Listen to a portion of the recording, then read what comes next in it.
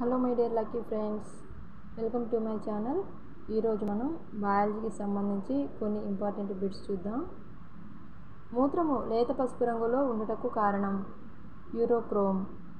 Bowman's గుళిక గోడలలో ఉండే కణాలు ఏవి? పోడోసైట్స్. మూత్రపిండాలు పనిచేయకపోవడాన్ని ఏమంటారు? ఈఎస్ఆర్డి. ఈఎస్ఆర్డి అంటే end stage renal disease. Urea మన దేహంలో తయారయ్యే భాగం ఏది? కాలేయం. మూత్రంలో ఉండే నీటి శాతం ఎంత? 96%.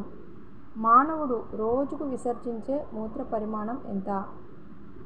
1.6 నుండి 1.8 లీటర్లు.